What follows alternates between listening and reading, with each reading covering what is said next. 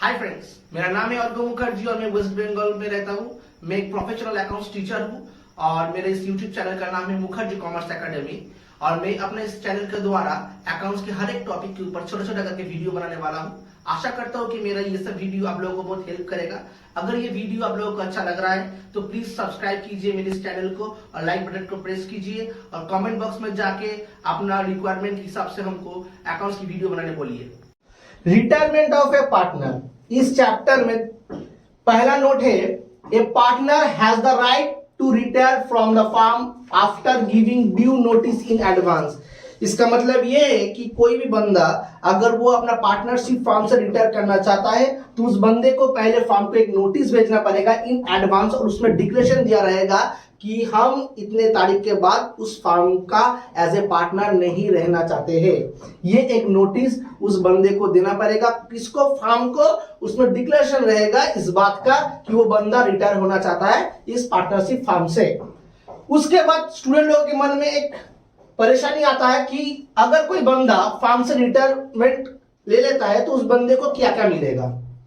जैसे एडमिशन वगैरह में जो पार्टनर एडमिट होता था उस पार्टनर को जैसे अपना शेयर का गुडविल, अपना पीएसआर के अनुसार उसको कैपिटल लाना पड़ रहा था, तो इसमें क्या होगा, इसमें क्या क्या अकाउंटिंग ट्रीटमेंट हम लोगों को करना हो सकता है। तो देखिए इसमें क्या बोला गया कि a retiring partner is entitled to get the following, यानी कोई भी पार्टनर अगर वो फर्म से रिटायर करना चाह रहा है तो उस बंदे को क्या क्या मिलेगा। फर्स्ट ऑफ ऑल, जो बंदा फर्म से रिटायर करेगा उस बंदे को अपना शेयर ऑफ गुडविल मिलेगा। जैसे एडमिशन के दौरान कोई भी बंदा अगर फर्म में एडमिट हो रहा था तो जो एग्जिस्टिंग पार्टनर या ओल्ड पार्टनर उस बंदे से पैसा ले रहा था as a premium for goodwill, ठीक इसका उल्टा चीज रिटायरमेंट ऑफ पार्टनर में हमको देखने मिलेगा। क्यों? क्योंकि यहां पे जो बंदा रिटायरमेंट में आएगा, यानी जो बंदा रिटायरमेंट लेना चाह रहा है फर्म से, उस बंदे को जो एग्जिस्टिंग बंदा रहेगा मतलब उसके चले जाने के बाद जो बंदे लोग उस फर्म को कंटिन्यू करना चाहेगा, उस बंदे लोगों को जो रिटायरमेंट पार्टनर रहेगा उसको पैसा देना पड़ेगा। उसको हम लोग बोलेंगे शेयर इन गुडविल। मान लीजिए कि एक फर्म में 3 पार्टनर है, ए, बी, सी, और ए अब बिजनेस से रिटायरमेंट करना चाह रहा है। अगर ए अपना बिजनेस से रिटायरमेंट के लिए नोटिस भी भेज दिए, अब बी और सी को क्या करना पड़ेगा, बी और सी को प्रीमियम फॉर गुडविल देना पड़ेगा। किसको? ए को। क्या कि ए तो बिजनेस छोड़ के जा रहा है। अब ए अगर बिजनेस छोड़ के चला जाएगा तो ए तो क्लेम करेगा ना कि मेरा प्रीमियम फॉर गुडविल कहां पे है। अगर एडमिशन के दौरान जो नया पार्टनर है उसको प्रीमियम फॉर गुडविल लाना पड़ रहा है तो रिटायरमेंट के दौरान भी जो बंदा रिटायर करेगा तो उसको तो अपना हक का गुडविल, शेयर ऑफ गुडविल तो मिलना चाहिए। तो वही बोला गया कि अगर कोई भी बंदा रिटायरमेंट में जो बंदा रिटायर करेगा उस बंदे को अपना हक का पैसा यानी शेयर इन गुडविल मिलेगा।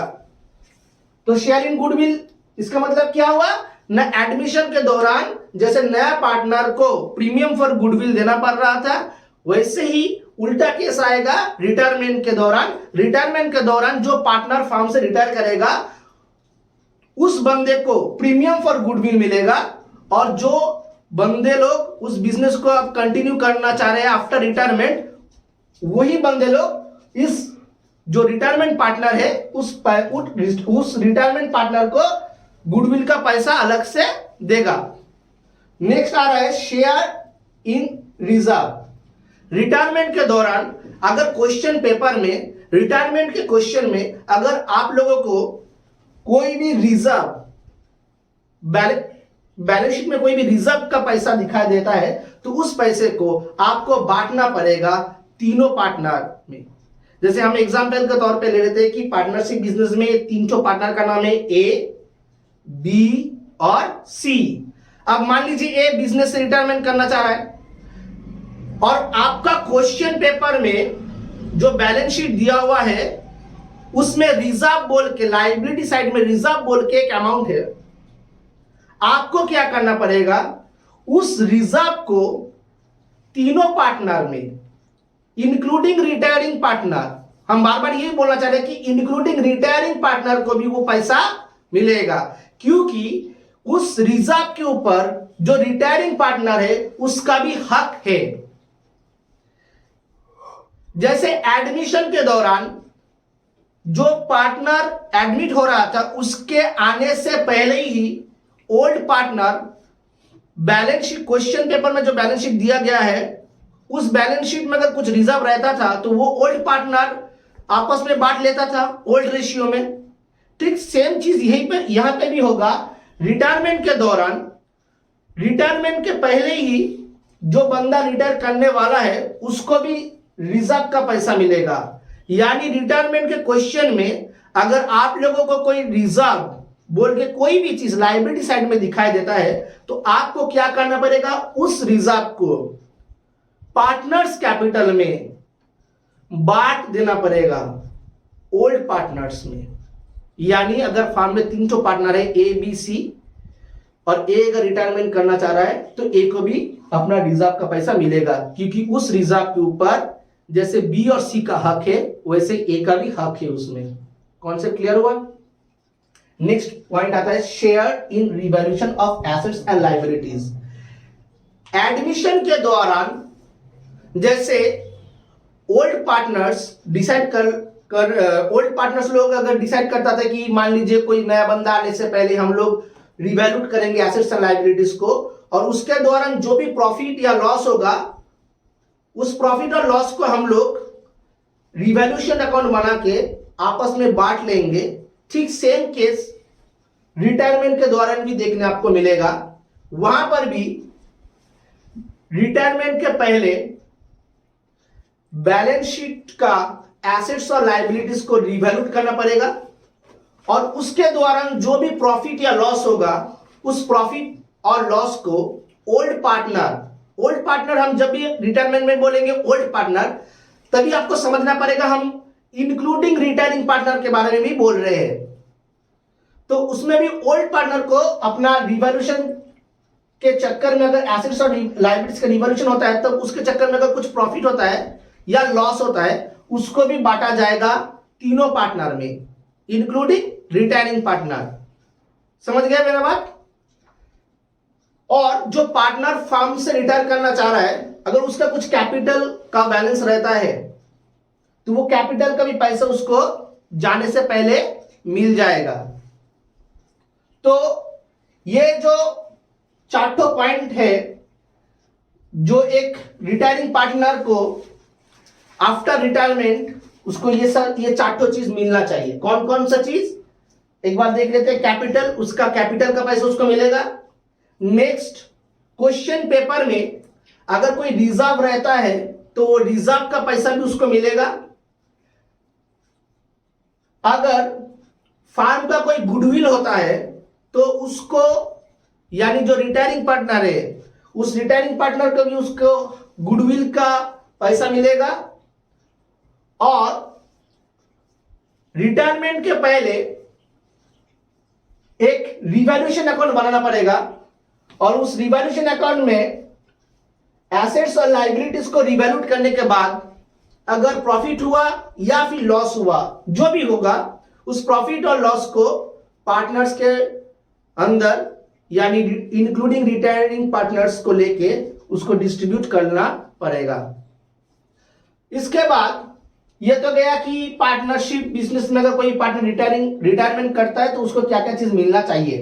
अब हम लोगों को रिटायरमेंट के दौरान क्या क्या अकाउंटिंग प्रॉब्लम फेस करना पड़ सकता है, तो देखिए बढ़िया से कि हमको पहले ही न्यू पीएसआर का मतलब होता है प्रॉफिट शेयरिंग रेशियो निकालना पड़ेगा। पहले हम लोगों को ये चीज करना पड़ेगा, हम लोगों को न्यू पीएसआर निकालना पड़ेगा और उसके साथ गेनिंग रेशियो भी निकालना पड़ेगा। मेरा पिछला वाला वीडियो में भी हम ये चीज डिस्कस किए थे कि कैसे आप न्यू पीएसआर को निकाले। एक एग्जांपल के बाद इस मैथ में भी हम एक एग्जांपल आपको देंगे न्यू पीएसआर कैसे कैलकुलेट करें और गेनिंग रेशियो कैलकुलेट कैसे करें। तो तब तक के लिए आप इसको सिर्फ ध्यान में रखिए कि हमको पहला स्टेप में क्या करना पड़ेगा, न्यू पीएसआर यानी न्यू प्रॉफिट शेयरिंग रेशियो और गेनिंग रेशियो को हमको निकालना पड़ेगा। सेकंड पॉइंट हम लोग आता है गुडविल, ट्रीटमेंट ऑफ गुडविल। ये ट्रीटमेंट ऑफ गुडविल जितने एडमिशन में इंपॉर्टेंट था उतना ही हम लोग का इंपॉर्टेंट है रिटायरमेंट के चैप्टर में भी। और उसके बाद आता है treatment for revaluation of assets and liabilities. ये एक सिंपल सा टॉपिक था कि जैसे एडमिशन के टाइम पे कोई भी बंदा जब बिजनेस में एडमिट होता है तो उसका पहले जो ओल्ड पार्टनर्स डिसाइड कर लेते थे कि बिजनेस के एसेट्स और लायबिलिटी को वो रिवैल्यूएट करेंगे और जो प्रॉफिट होगा या फिर लॉस होगा वो आपस में बांट लेंगे। ठीक है, ऐसा ही होता है रिटायरमेंट के दौरान भी।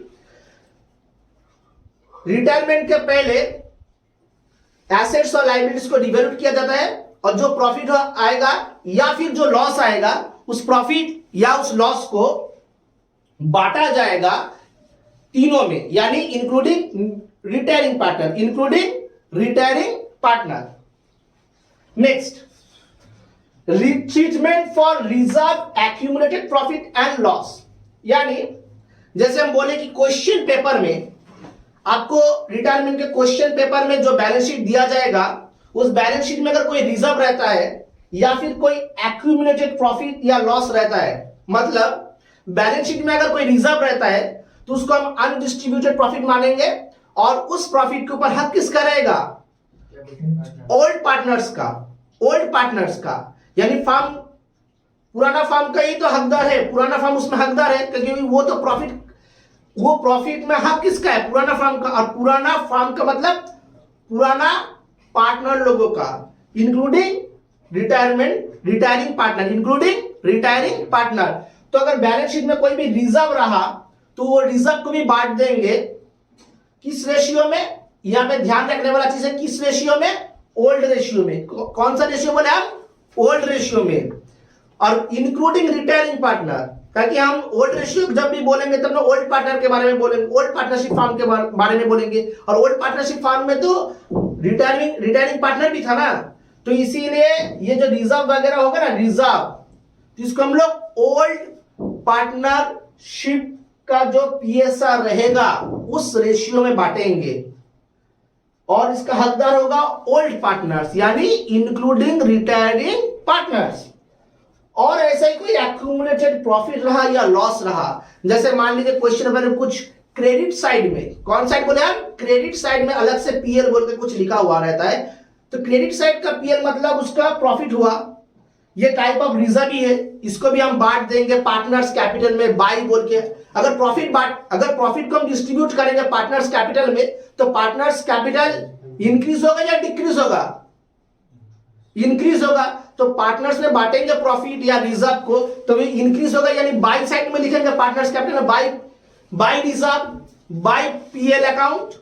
अगर ऐसा ही कुछ लॉस रहा, लॉस का मतलब क्या हुआ, लॉस का मतलब आपका डेबिट साइड में बैलेंस रहेगा। कौन सी साइड में बोले हम, डेबिट साइड में बैलेंस रहा।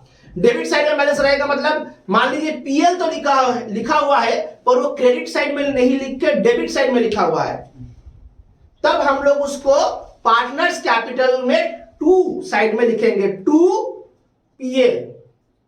काहे कि वो लॉस है और लॉस डिस्ट्रीब्यूट करने से पार्टनर्स लोगों का कैपिटल घट जाएगा, इसलिए पार्टनर्स कैपिटल को हम डेबिट करेंगे यहां पे। ऐसे ही मान लीजिए कोई भी लॉस रहता है, लॉस रह सकता है, जैसे मान लीजिए आप कोई भी फिक्टिशियस एसेट्स भी रह सकता है या फिर बैलेंस शीट में अगर कोई गुडविल रहा उसको भी हम लोग यहाँ पे पार्टनर्स कैपिटल में बांट देंगे। ओके, नेक्स्ट आ रहा है हम लोग के adjustment of capital in new PSR. क्या बोला गया इसमें, जो आफ्टर रिटायरमेंट जनरली बिजनेस का कैपिटल भी तो थोड़ा सा घट जाएगा, क्या कि मान लीजिए 3 पार्टनर था या 4 पार्टनर था, उसमें 1 या 2 पार्टनर रिटायरमेंट कर लेगा तो वो लोग जाने के पहले तो अपना गुडविल कैपिटल वगैरह रिवैल्यूएशन का प्रॉफिट और लॉस सब कुछ लेकर जाएगा, अपना बोरिया बिस्तर निकल के चला गया बिजनेस से। तो उन लोगों के जाने के बाद बिजनेस का कैपिटल भी तो ऑटोमेटिक घटते जाएगा। तो जो एग्जिस्टिंग पार्टनर उस बिजनेस को कंटिन्यू करना चाहेगा तो उन लोगों को हो सकता है कि वापस से घर से पैसा लाना पड़े, क्या कि अगर मान लीजिए कैपिटल का भी तो कैपिटल का भी तो ये हो सकता है, आपका शॉर्टफॉल भी हो सकता है। तो इसके चक्कर में जो एग्जिस्टिंग पार्टनर वो बिजनेस को रन करना चाहेगा, उन लोगों को अपना घर से पैसा लाना हो सकता है। तो ये सब एक ट्रीटमेंट है और इसको हम लोग एक एक टॉपिक को एक बार डिस्कस कर लेते फिर से। ओके, पहले था क्या, calculate new PSR and gaining ratio. पहले हम लोगों को नया प्रॉफिट शेयरिंग रेशियो निकालना पड़ेगा। न्यू पीएसआर का मतलब है रिटायरमेंट के बाद जो पीएसआर रहेगा। यानी मान लीजिए हम एग्जांपल देते हैं कि मान लीजिए ए बी इज टू सी, इसका रेशियो था 1:1:1। ये हो गया हमारा ओल्ड पीएसआर। और न्यू पीएसआर इसमें क्या होगा, मान लीजिए ए और बी बिजनेस को कंटिन्यू करना चाह रहा है, सी रिटायरमेंट कर गया, इसका रेशियो निकला आपका 5:4। ये हुआ हमारा न्यू पीएसआर। तो ओल्ड पीएसआर का मतलब इसमें रिटायरिंग पार्टनर इंक्लूड है, और न्यू पीएसआर का मतलब आफ्टर रिटायरमेंट ये पीएसआर रहेगा। समझ में आ गया? तो आपको नया पीएसआर कैसे निकालना होगा, ये तो हम एक टॉपिक में एक क्वेश्चन अभी उसमें देख रहे थे, क्वेश्चन के द्वारा, और गेनिंग रेशियो भी उसमें हम कवर अप कर लेते हैं। चलिए आइए देख लेते हैं कैसे हम लोगों को गेनिंग रेशियो निकालना पड़ सकता है इस मैथ में। रिटायरमेंट में जैसे मान लीजिए क्वेश्चन में आपको बोला गया कि A:B:C, यानी A, B और C का पीएसआर है 4:3:2। हम लोग इसको ओल्ड पीएसआर मान के चलेंगे, और B इस फर्म से रिटायर कर रहा है, तो after retirement of B, A और C का पीएसआर क्या रहा, 5:4। बढ़िया से समझे, क्या रहा, 5:4। तब इसका ओल्ड रेशियो क्या हुआ, A:B:C 4:3:2, और A:C का रेशियो क्या रहा 5:4। इसको हम मानेंगे न्यू रेशियो। कौन सा रेशियो, न्यू रेशियो। और गेनिंग रेशियो का मतलब क्या हुआ, यहां पे गेनिंग रेशियो का मतलब हो रहा है new ratio minus old ratio. Sacrificing ratio में जैसे आप लोग सीखे थे ओल्ड माइनस न्यू, यहां पे ठीक उसका उल्टा हो जाएगा, new minus old. New minus old. क्या कि देखिए एक तो फार्म में 3 पार्टनर था, ए, बी और सी। अगर बी रिटायरमेंट कर ले रहा है तो बी का जो पीएसआर रहेगा, यानी बी का जो प्रॉफिट रहेगा, वो ए और सी में इक्वली बढ़ जाएगा। इक्वली बढ़ सकते हैं, या फिर दूसरा कोई रेशियो में भी बढ़ सकता है।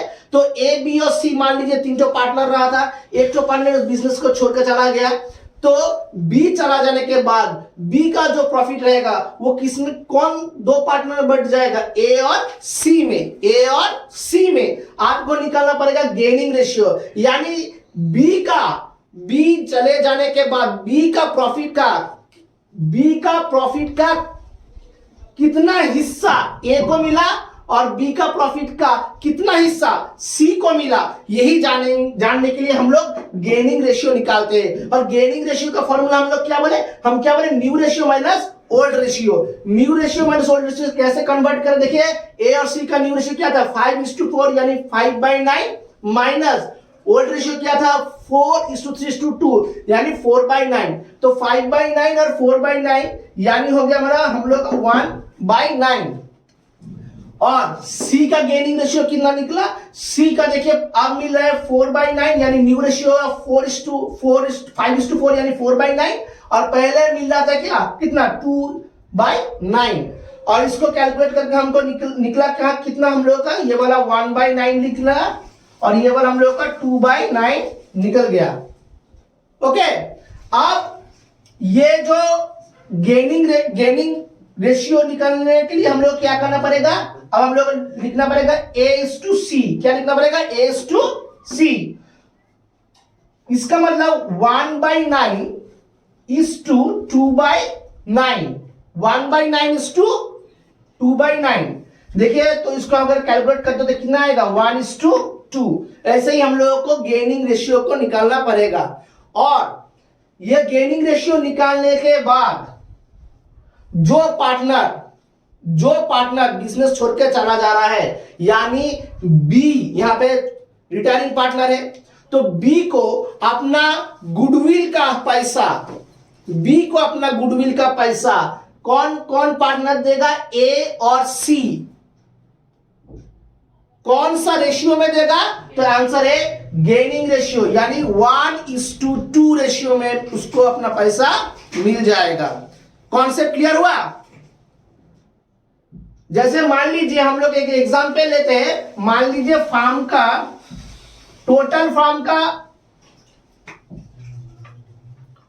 टोटल गुडविल हुआ फार्म का, मान लीजिए 1,20,000। कितना हो रहा है, 1,20,000। अब ए बी सी का रेशियो कितना था, 4:3:2। तो बी को अपना शेयर ऑफ गुडविल तो मिल जाना चाहिए, तो उसका शेयर कितना आया, 3/9। इसको हम कैलकुलेट कीजिए के लिए इसको 1,80,000 मान के चलते, 1,80,000, 1,80,000, यानी कितना आएगा यहाँ पे 60,000। वेरी गुड, कितना आएगा 60,000। कितना आएगा 60,000। और बी को ये जो गुडविल का पैसा मिलना चाहिए ना, ये 60,000 बढ़िया से समझिए, ये 60,000 ए और सी देगा। कौन सा रेशियो में देगा, 1:2 रेशियो में। कौन सा रेशियो बोले हम, 1:2, यानी गेनिंग रेशियो में देगा। यानी ए कितना देगा, पेड करेगा 60,000 का 1/3। ओके, 60,000 का अगर 1/3 करते तो कितना आता है, बोलिए हमको 20,000। तो अभी असली सी को कितना देना पड़ेगा, 60,000 का कितना बोले हम, उसको 1/3 और 2/3, यानी उसको देना पड़ेगा 40,000। समझ गए। यही चीज हमको पार्टनर्स कैपिटल में लिखना पड़ेगा, बाय हमको लिखना पड़ेगा बाय बी बोल के, बाय ए बोल के बी के घर में लिखना पड़ेगा, बाय ए बोल के बी के घर में लिखना पड़ेगा 20,000, और बाय सी बोल के बी के घर में लिखना पड़ेगा 40,000। यानी बी को अल्टीमेटली कितना मिला, 60,000 मिला। और टू साइड में जाके हमको लिखना पड़ेगा 2b बोल के ए के घर में लिखना पड़ेगा 40, ए के घर में लिखना 20,000 और सी के घर में लिखना पड़ेगा 40,000। यानी ए और सी पैसा दे रहा है, इसलिए उन लोगों का कैपिटल घट जाएगा, और बी को पैसा मिलने वाला है, इसलिए उसका कैपिटल को हम इंक्रीज कर देंगे बाई साइड में लिख के। और वो दोनों पैसा देगा तो उन लोगों का कैपिटल को डिक्रीज करना पड़ेगा, इसीलिए हम उसको डेबिट साइड में लिखेंगे। कॉन्सेप्ट क्लियर हुआ इतना दूर तक।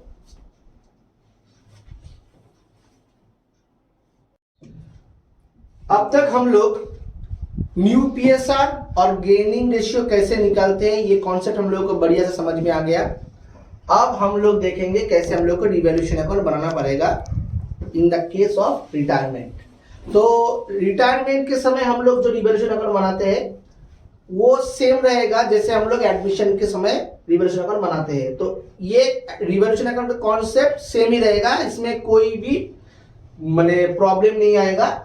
और रिवैल्यूएशन अकाउंट का मतलब क्या होता है ना, जैसे भी कोई एसेट इंक्रीज कर रहा है तो हम लोग को प्रॉफिट हो रहा है, तो एसेट अगर इंक्रीज करता है तो हम लोगों को रिवैल्यूएशन अकाउंट के क्रेडिट साइड में लिखना पड़ेगा। और जैसे ही कोई एसेट का वैल्यू डिक्रीज कर रहा है, इसको हम लोग इसके चक्कर में हम लोगों को नुकसान हो रहा है, तो नुकसान होने के चक्कर में हम लोगों को रिवैल्यूएशन अकाउंट का डेबिट साइड में लिखना पड़ेगा। जैसे कोई एसेट इंक्रीज कर रहा है तो आपको तो प्रॉफिट हो रहा है, तो प्रॉफिट का मतलब क्या हुआ, क्रेडिट साइड में लिखना चाहिए उसको।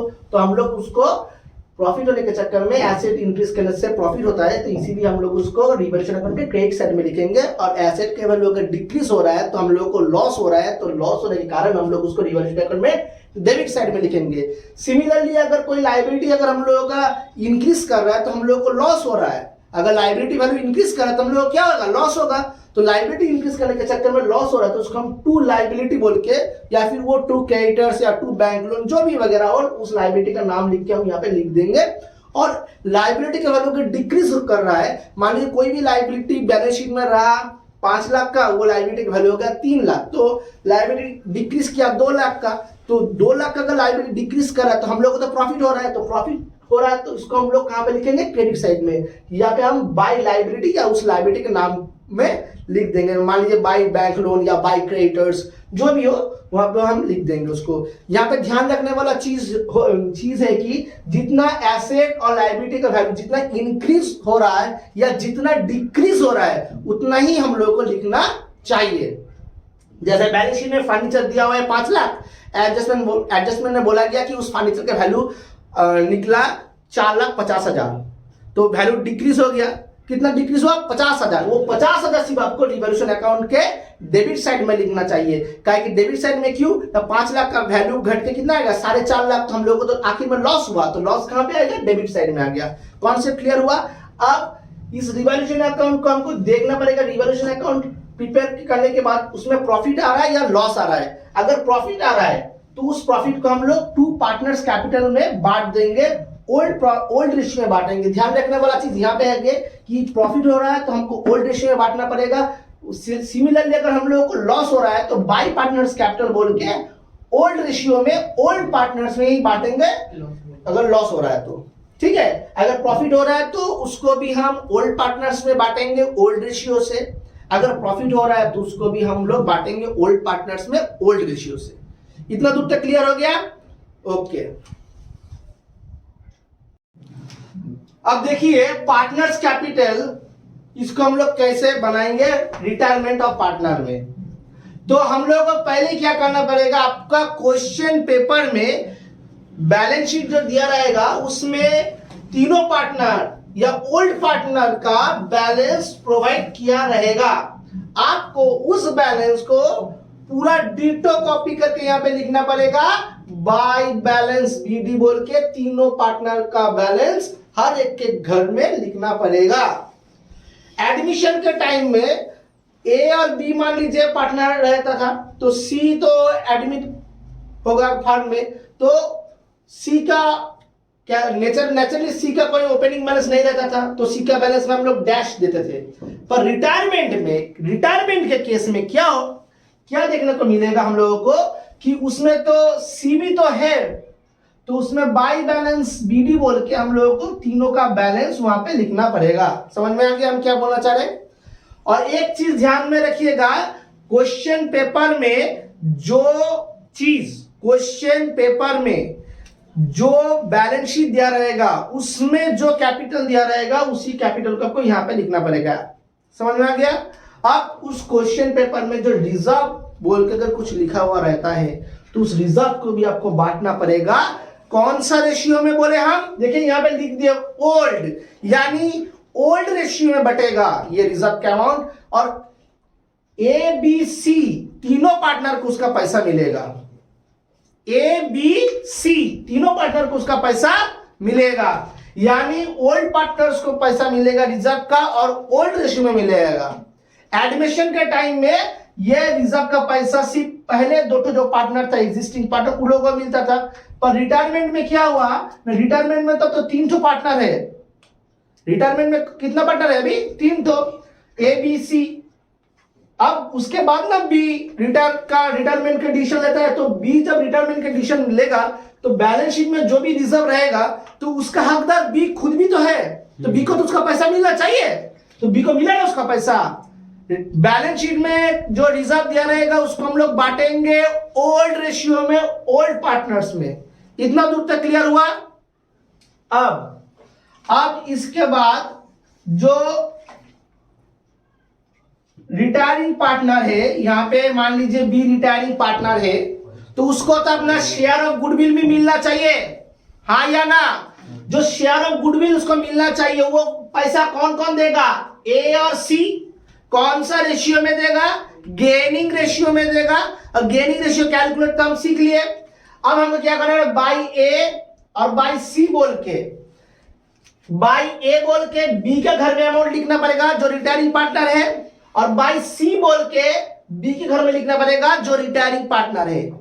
यहां पे जो क्वेश्चन में हम एक एग्जाम्पल किए थे उसमें आपको देखने मिला था कि टोटल फार्म का वैल्यू था 1,20,000, उसमें बी का शेयर था कितना 60,000 और गेनिंग रेशियो में डिवाइड कर रहे हैं तो उसको मिला था ए को कितना देना चाहिए था 40,000 और सी को देना चाहिए था 20,000। तो मान लीजिए वही अगर एग्जांपल रहता तो हमको बाई ए बोल के यहाँ पे बी के घर में 40,000 लिखना चाहिए था और बाई सी बोल के बी के घर में कितना लिखना चाहिए था 20,000 और यहाँ पे टू बी बोल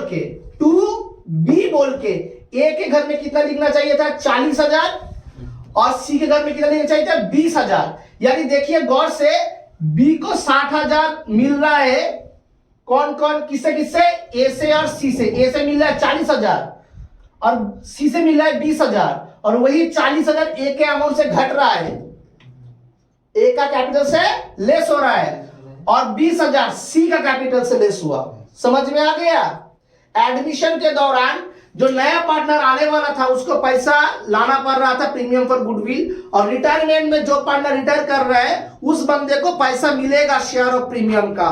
कौन देगा? जो एग्जिस्टिंग पार्टनर रहेगा उसके बाद, उसके जाने के बाद। यानी यहाँ पे अगर बी रिटायरमेंट होता तो बी के जाने के बाद ए और सी बिजनेस को कैरी करेगा तो ए और सी को पैसा देना पड़ेगा। समझ में आ गया।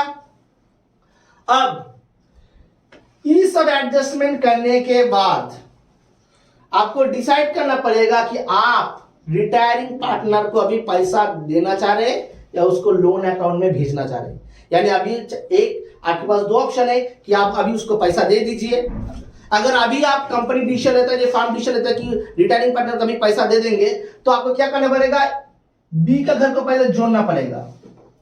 अब जोड़े, यहाँ पे लिखे वो अमाउंट यहाँ पे लिखे, वही सेम अमाउंट यहाँ पे लिखना पड़ेगा और बैलेंसिंग फिगर करके जो अमाउंट आएगा उसको आपको टू बैंक बोल के लिखना पड़ेगा। अगर आप उसको भी पैसा नहीं देंगे, उसको लोन अकाउंट में ट्रांसफर करने बोल रहा है तो क्या करना पड़ेगा? सिमिलर पूरा केस सेम होगा, सिर्फ यहाँ पे अमाउंट के बगल में आप टू बैंक बोल के हम पेड लिखे थे, वहां पे टू बैंक नहीं बोल के 2-20 लोन बोल के आपको लिखना पड़ेगा। कौन सा लोन बोले हम? 2-20 लोन बोल के आपको लिखना पड़ेगा। इधर उधर कॉन्सेप्ट क्लियर हुआ। और जो बाकी दो पार्टनर था ए और सी, वो पार्टनर लोग तो बिजनेस को as it is carry on करेगा तो उन लोगों का बैलेंस को हम लोग करना पड़ेगा टू बैलेंस सीडी। ध्यान रखने वाला और एक चीज है कि ए और सी तो कैरी ऑन करेगा इसीलिए उनका बैलेंस के बगल में हम टू बैलेंस सीडी लिखे, पर भूल कर भी आप इस टू बैलेंस सीडी के घर में कभी भी बी का अमाउंट नहीं लिखिएगा, क्योंकि बी तो रिटायरमेंट हो रहा है तो उसका बैलेंस कैरी डाउन नहीं होगा। उसका बैलेंस को आइदर हम पे कर सकते हैं या फिर बैंक लोन में भेज सकते हैं या फिर उसका 20 अकाउंट का लोन में हम भेज सकते हैं। तो इतना दूर तक कॉन्सेप्ट क्लियर हुआ? पूरा कॉन्सेप्ट क्लियर हुआ आपका?